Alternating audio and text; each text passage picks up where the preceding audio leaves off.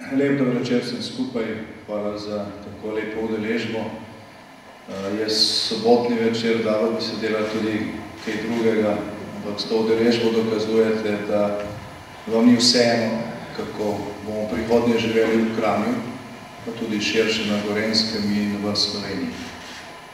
Kajti kljub temu, da so pred nami lokalne volitve, so to za kvaliteto življenja verjetno ravno tako pomembne volitve kot nacionalne ali kakšne druge volitve. Včasih pravijo, na teh občinskih volitvah se odloča samo o pločnikih, pa o javni razsvetljavi, se to ni tako pomembno. Veliko ljudi temu naseda, udeležba je vsake 4 leta žal vse slabša v Sloveniji in seveda, če zelo malo ljudi gre na volitve, potem se da lažje manipulirati. Tisti, ki ima več denarja, pa močnejše zvočnike, prej pride do večine in se potem hvali z visokim procentom, pa zadaj ne stoji prav veliko glasov. Tako da ni tako pogosto gledam po spletu tele predvolilne dogodke različnih strank in list po Sloveniji, pa vidim, kako se zelo trudijo, da bi iz pravega kota slikali, da bi iz 5 ljudi naredili množico. Tukaj pa vidim, da nekateri celo stojite, čeprav bi se dalo še kak stol nazadaj postaviti. 3 stvari bi rad povedal, sicer ste nam dali tukaj stole pa mize, pravijo, če hočete, da bodo govori krajši, potem naj govorniki stojijo. Vi očitno tega ne pričakujete, ampak smo vseeno potrudili. Zdaj, ko smo se vozili sem v Kranj in ravno v ta del sem videl zelo veliko plakatov. Zdaj, gospod Ivo Bajac je na zelo majhnih plakatih v primerjavi s konkurenco, verjamem pa, da ima veliko srce in veliko poguma za to, da bo resničil ta program, ki je zelo jedrnato in rekel so pohvala tistim, ki se to skupaj sestavljali, napisano na tej izloženki. Gre za, bom rekel, ponudbo, kakršna je potrebna na občinskih oziroma mestnih volitvah. Se pravi, zelo jasne opredelitve in ponudba glede tega, kaj je pomembno za naše življenje, za kvaliteto življenja, vse od učinkovitega delovanja občinske uprave do kulture, športa, pogojev za hitrejši razvoj gospodarstva in za boljši položaj mladih. Kdorkoli bo resno presojal na podlagi teh programov, mislim, da je gospod Ivo Bajac zelo logična izbira tukaj. Ampak o tem lažje presojate vi, ki tukaj živite in verjetno bo tudi sam kandidat več govoril o tem. Tukaj sem jaz tudi zato, ker me zelo veseli, da ste se v Kranju odločili za skupen nastop v vseh 3 pomladnih strankah, pa zdaj že lahko rečemo strank prihajajoče nove pomladi. Po nekaj času zmrzavi, ki smo mu bili priča. Ta skupen nastop je dober ali pa lep obet iz večjih razlogov. Prvič zaradi tega, ker župan, ki je izvoljen, pa potem nima krepke podpore v občinskem ali pa mestnem svetu, težko uresniči tisto, kar je obljubljal. Če za njim stoji široka podpora strank in ljudi, potem je to tudi obet večinske podpore v mestnem oziroma občinskem svetu in gre za neko celovito ponudbo, ki ni samo prazno obljubo. To, da pa tukaj sodelujemo Slovenska demokratska stranka, Slovenska ljudska stranka in Nova Slovenija, pa je rekel, še dodatno veselje, glede na to, da pač pripadamo isti politični družini. S kolegom Hajdinjakom smo ga pred dnevi skupaj, tudi delegacija Slovenske ljudske stranke, bila tam na kongresu Evropske ljudske stranke. Skratka, smo ista politična opcija in je normalno, da je bistveno lažje zastavljati in uresničevati program tam, kjer gre za podobne stvari. Ampak ta naš nastop oziroma sodelovanje na kongresu Evropske ljudske stranke omenjam zaradi tega, ker je, čeprav se mogoče kdo ne zaveda, na koncu tudi od tega, kaj se dogaja širše v Evropi, odvisno, kako varno in kako dobro živimo tukaj.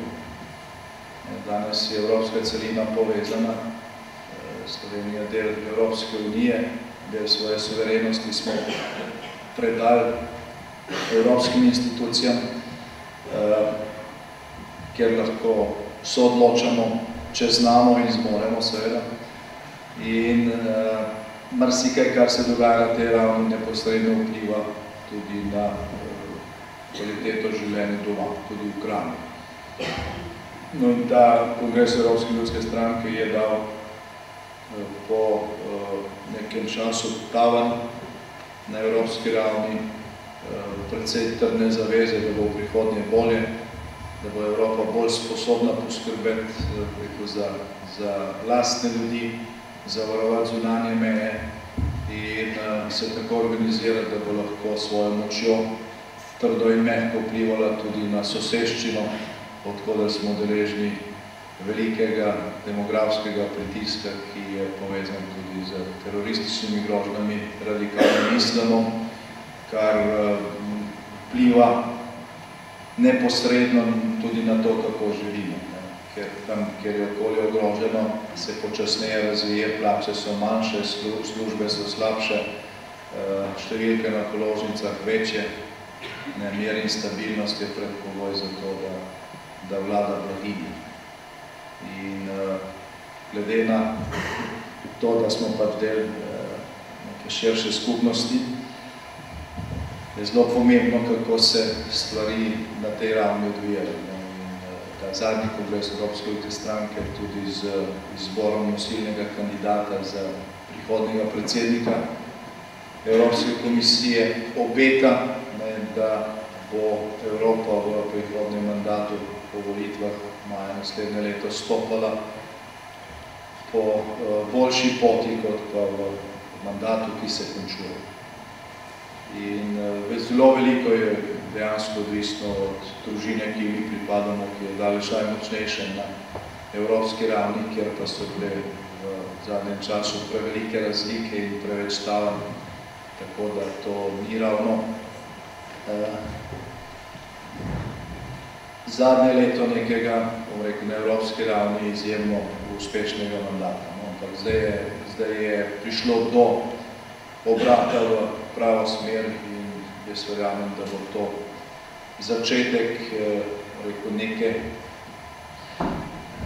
nekega povratka v takšno Evropo, za katero smo tudi glasovali na referendumu in katero smo stopili leta 2004. Kot tretje pa bi rad poudaril to, da lokalne volitve z odločitvami o tem, kdo bo vodil posamična mesta in občine in večje mesto ali pa občina, Kranja, največjih mestnih občin v državi, izjemno pomembno v teh razmerah, v katerih v Sloveniji živimo, vplivajo na to, kako si bomo lažje postiljali pri urejanju, osnovnih življenjskih zadev.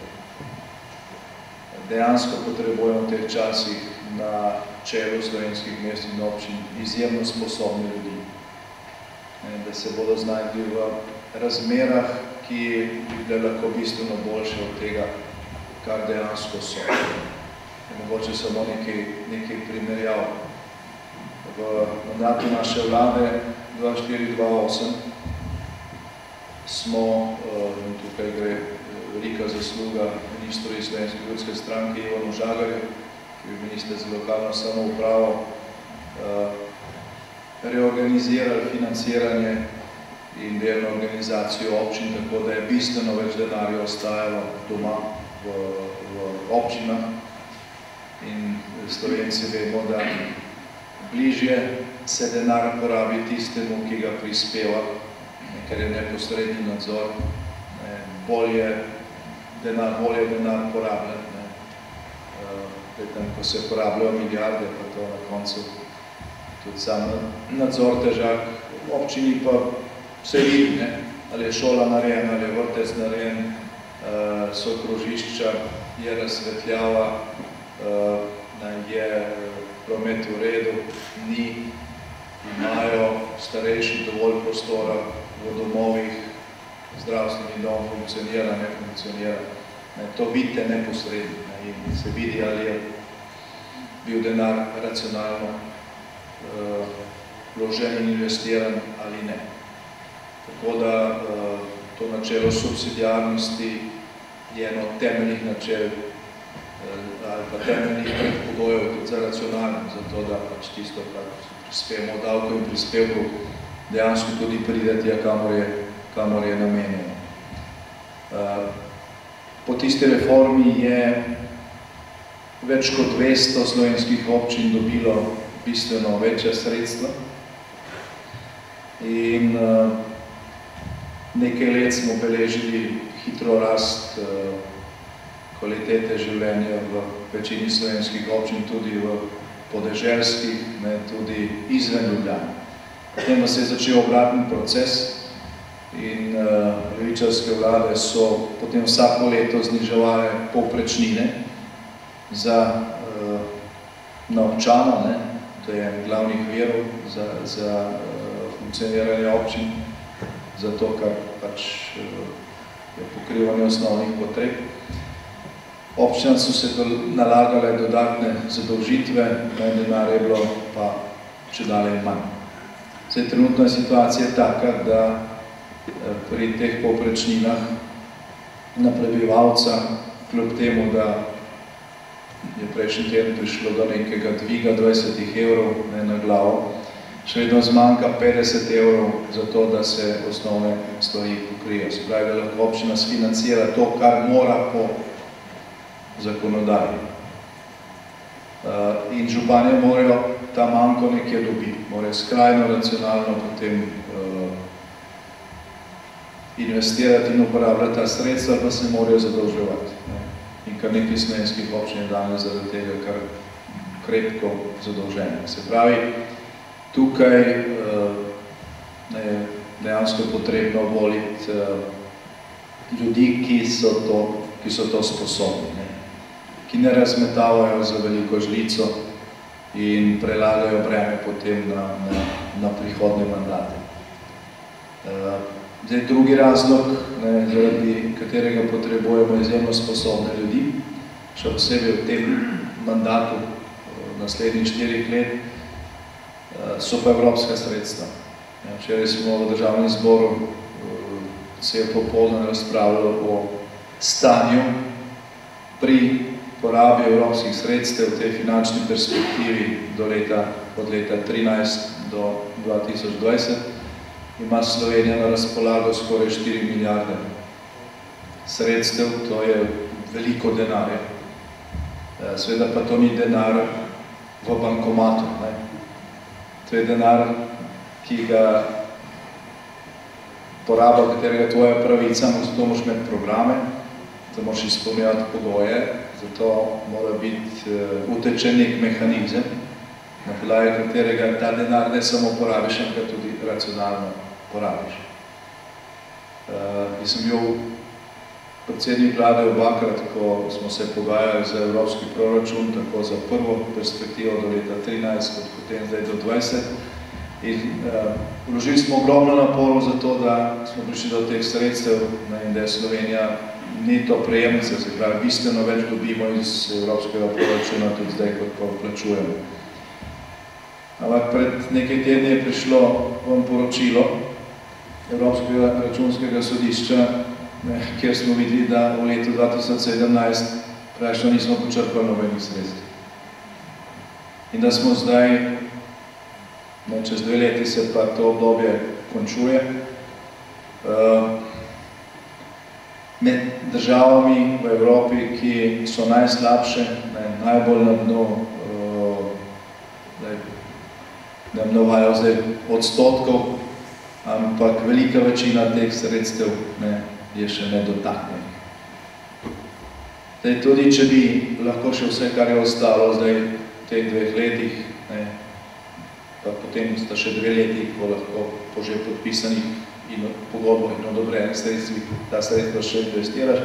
Tudi, če bi to še vse lahko dobili, je ta zamuda vseeno škodljiva, ker prej investiraš, prej se to obrača. Prej narediš nekaj, prej narediš novo cesto, prej se voziš po njej. Čeprav isto košta z istimi sredstvi, seveda tudi dinamika, terminska poraba je pomembna. Tukaj pa še večji problem to, da bo zelo težko, še posebej ob tem, kako se zdaj vlada tega loteva in kakšnega sposobnega človeka ima na čelu za ta sredstva gospoda Bandellija.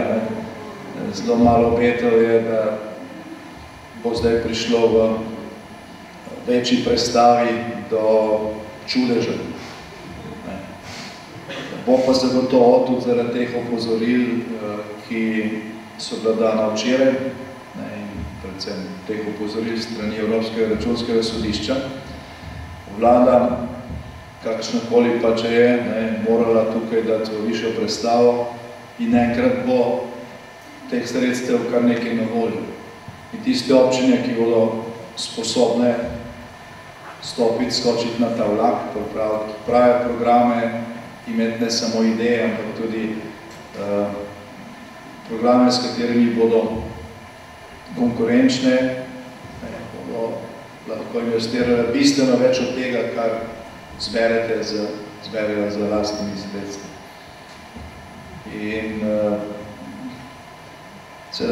od občinskih uprav pa od vsega tega marsikaj odvisno, ampak največ je odvisno tukaj od župana. Največ je odvisno od prvega človeka. Je nekaj občin, ki so v zadnjih letih, kljub tej suši, ki je bila pa nepriprave programov, zelo malo razpisov, ki jih je vlada producirala, vendarle z investiranjem evropskih sredstev zgradili ogromno. Ta naslednja 4 leta bodo velika priložnost, tako da jaz verjamem, da bo gospod Ivo Bajac kot prihodnji župan Kranja izkoristil to priložnost in z pomočjo teh sredstev tudi na čelu uresničevanja večjega dela teh infrastrukturnih in ostalih projektov, ki so navedeni v tem programu. Za Gorenjce je značilno, da znajo obračati denari in evre in tako naprej. Tukaj je velika priložnost, torej izkoristimo. Zdaj v koncu bi, ker se tudi moja predgovornika se tega dotaknila, tudi jaz izrazil zadovoljstvo, da je ob teh lokalnih volitvah prišlo do našega zelo plodnega in konstruktivnega sodelovanja. Imamo skupne kandidate v številnih slovenskih občinah, ponekod tudi skupaj podpiramo neodvisne kandidate. V nekaterih občinah z večinskim volilnim sistemom smo vložili tudi enotne kandidature za občinske svete v teh občinah. Tako da mislim, da je to doslej najbolj obsežno in konstruktivno sodelovanje teh treh strank, ki je tudi že dalo rezultate. Mislim, da od teh, ki smo jih skupaj kandidirali pa predlagali v slovenskih občinah, da je že izvoljenih, ker so pač edini kandidati, niso že izvoljeni, ampak praktično so že. če da svoj glas dobili, bodo že izvoljeni. Verjamem, da jih bodo več, ne. Ker nimajo konkurence, mislim, 14-15 ljudi, ki smo jih mi skupaj kandidirali, vsak posebej, ali smo jih podprli kot neodvisni kandidati, so že župani slovenskih občin. Se pravi, skupaj imamo že izvoljenih toliko županov, kot je lista Marjana Šarca sploh predlavala v celi državi. Tako da, te lokalne volitve bodo zagotovo že na podlagi tega, koliko kandidatur smo skupaj vložili, tako za mestne in občinske svete, kot za županska mesta, v primerjavi z vladnimi strankami, da kar en lep uspeh tako za Novo Slovenijo, Slovensko ljudsko stranko in Slovensko demokratsko stranko, in tudi en lep obet za naslednje volitve, ki bo že čez pol leta, to so volitve v Evropski parlament.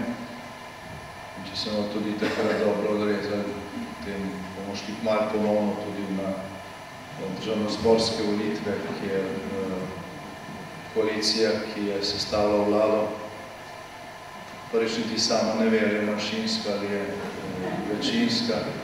Poleg tega pa star slovenski pregovor pravi, če daš na kup veliko revščine, še ne dobiš bogatstva. In približno, žal, nekaj takšnega nam danes vlada. Ampak prva stvar, ki je pred nami, so volitve 18. novembra izjemno pomembne.